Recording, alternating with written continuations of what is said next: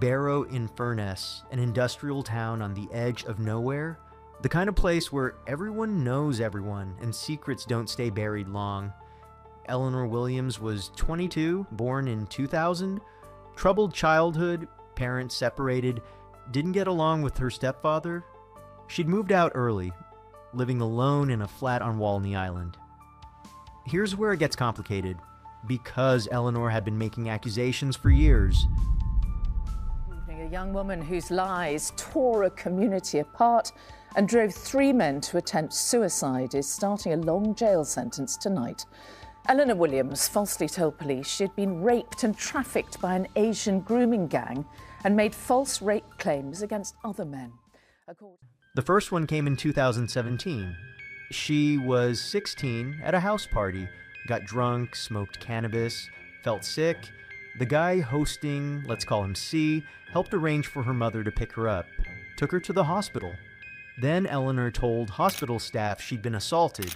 She said C had threatened to set his dog on her, kill her, and dump her body in his garden or at sea. C got arrested, spent time in custody. Eleanor withdrew her support for prosecution a few months later. Case dropped, but that was just the beginning. 2 years later, 2019, Eleanor set her sights on Jordan Trengrove. After a night out in March, she claimed he'd taken her somewhere and attacked her. Police investigated. Nothing concrete. Then May 6th. Eleanor called police, said Trengrove had shown up at her flat with a knife, beaten her with a shower head, and SA'd her. She had bruises on her legs, real injuries. Trengrove got arrested, released on bail. 12 days later, same story, different details. Eleanor claimed Trengrove had broken into her unlocked flat, beaten and assaulted her again. More injuries. This time, Trengrove didn't just get arrested. He got remanded in custody. 73 days in prison, sharing a cell with a convicted offender, all based on Eleanor's lie. How bad did things get for you? Really bad mentally. I didn't want to be alive. I said to my own mum, I'm going to come out of prison in a box because I can't do this. And I was so scared that I was going to get so many years over my head that for something that I didn't do. Here's where Eleanor's story went from local drama to something much darker. Summer 2019, she goes missing repeatedly. Police keep finding her intoxicated, injured, claiming she's been trafficked. She stated that when she was younger, she attended parties at houses where older men were present. Then, she starts naming names. Mohammed Ramzan, a local businessman, he owned restaurants, known around town as Mo Rami. Eleanor claimed he'd been grooming her since she was 12, said he'd started a relationship with her, then pimped her out to other men, trafficked her to Amsterdam, sold her at auction for 25,000 euros, forced her to work in brothels in Ibiza. She gave police a list of 60 young women she claimed were victims, drew detailed pictures of addresses in Blackpool where she said she'd been taken, described layouts, specific details. Police were terrified they were dealing with another Rochdale situation. Grooming gangs, underage trafficking, the works. They arrested Ramzan, held him for 36 hours, set up a major investigation team. They even moved Eleanor out of Barrow temporarily, put her up in a hotel near Kendal, got her a job there. July 10th, 2019. Police drive Eleanor to Blackpool, hoping she can point out the location she described so vividly. Body camera footage shows Eleanor in the police car, pointing vaguely at buildings, making up details on the spot. The officer driving starts having doubts. Later said Eleanor showed no emotion, never got upset, couldn't provide specifics about places she claimed to know intimately. Then, police did something routine for high-risk missing persons. They checked her phone records, tracked which cell towers her device had been connecting to. 50 venues were visited in Blackpool, hotels, pubs, nothing. Until the very last one, the Savoy Hotel. The receptionist remembered Eleanor. She'd booked a room online 2 days earlier, checked in alone at 8:20 p.m. on June 30th. CCTV footage showed the whole thing. Eleanor arriving solo, checking in, going to her room. After about an hour, she left, went shopping at 2 local stores, and came back. Her hotel room door, which had digital key access, didn't open again for 24 hours. This was the same time period Eleanor claimed she'd been driven around Blackpool and forced to sleep with multiple men. Police realized they'd been played. Door-to-door inquiries with the 60 girls Eleanor had named. Not one of them had ever been trafficked. Not one had been to the parties she described. Parents were shocked, confused why police were asking about their daughters. Eleanor had created fake Snapchat accounts, used real men she'd met on Tinder and OnlyFans, manipulated their accounts to make them look like Asian abusers sending her threatening messages.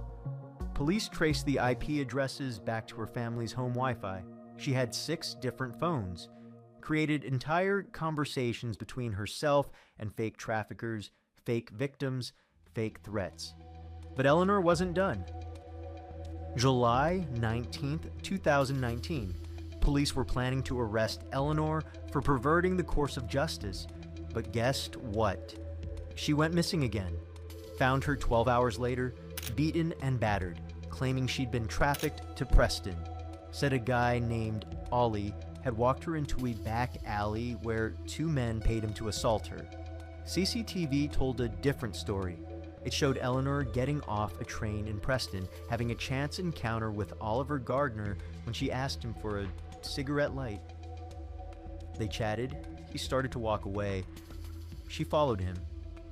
They ended up walking together, his arm around her, looking like any couple on a night out, went up an alley together, appeared to be consensual. Security footage at Preston Station then showed Eleanor in the bathroom, apparently doing something to her eye, possibly adding makeup to fake an injury. Back in Barrow, more CCTV showed Eleanor walking alone from the train station. Her brother's girlfriend happened to drive by and offered her a lift home. Didn't notice any injuries. 20 minutes later, when police arrived at Eleanor's flat, she was covered in significant facial and bodily injuries. The only explanation that made sense? She'd done it to herself. Police found a hammer in the field where Eleanor was discovered during her final abduction. DNA tests, only her blood on it.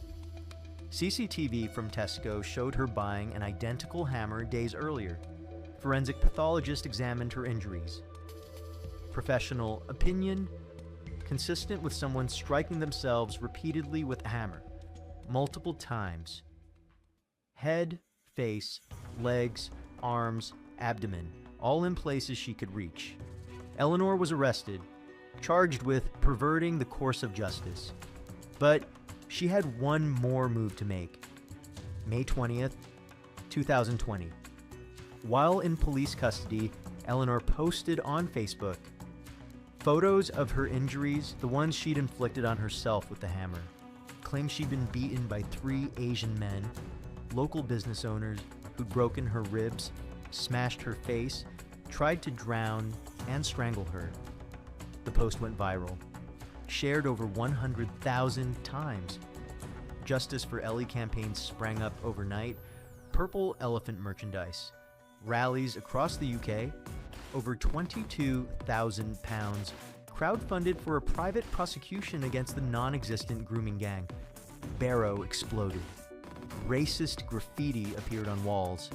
Windows of Indian restaurants smashed repeatedly. Death threats flooded social media. Tommy Robinson showed up claiming to be a journalist investigating police cover-ups. Mohammed Ramzan received over 500 death threats. He even had to leave town for months, lost most of his business. Sections of the community in Barrow targeted him, smashing his vehicle's windows and damaging the tires. Someone spray-painted "Grapist" on Jordan Trengrove's house. His mother had to move out. Then, in August 2020, he attempted to end his own life and was on antidepressant medication, losing his self-confidence and unable to work. After the allegations, Trengrove had a child, which resulted in a number of anonymous phone calls being made to social services, informing them he was a grapist and not safe to be with his child. Cumbria police recorded 151 crimes linked to Eleanor's Facebook post, 83 of them classified as hate crimes. The local Asian community was terrorized, all because of false SA accusation. A local newspaper reporter had to leave town temporarily after receiving credible threats for writing about Eleanor's court appearances. Then, Eleanor's sister testified against her. Turned out they'd gone to Amsterdam together for Eleanor's 18th birthday, not for trafficking. Phone records showed Eleanor creating fake conversations with herself. Travel records proved Mohammed Ramzan's bank card was being used in Barrow, B, and Q, while Eleanor claimed he was trafficking her to Amsterdam. The fake Instagram account she said belonged to a trafficker named Salsa actually belonged to a man in Seattle, Washington. Eleanor maintained her innocence throughout. Get these bruises for no reason, you know. You can see by the state of my face. I can see you've got bruises. My concern is now, how did you get those bruises? Oh, how? You tell me. Self-inflicted? You're not gonna lie. When asked about buying the hammer used for her injuries, she said, "I wouldn't buy a hammer to hurt myself. I'm not a psychopath." Jury took just hours to reach unanimous guilty verdicts on all 9 counts of perverting the course of justice. Judge Robert Altham sentenced Eleanor to 8.5 years in prison, called her allegations complete fiction, and criticized her for showing no significant signs of remorse. Jordan Trengrove, Mohammed Ramzan, Oliver Gardner, they all attended the sentencing. Jurors who returned for the hearing hugged the men, shook their hands. 3 men tried to take their own lives because of Eleanor's lies. Multiple others suffered lasting trauma, lost businesses, faced ongoing harassment. Eleanor Williams was released early in January 2025 on license with a 5-year crime prevention order. She continues to maintain her innocence. 2 psychiatrists couldn't diagnose her with any specific disorder. What drove her to destroy so many lives with such elaborate lies? Why did she name real offenders in her private diary while fabricating stories about innocent men in court? I guess we'll never know. Anyway, if you enjoyed watching the video, please do subscribe.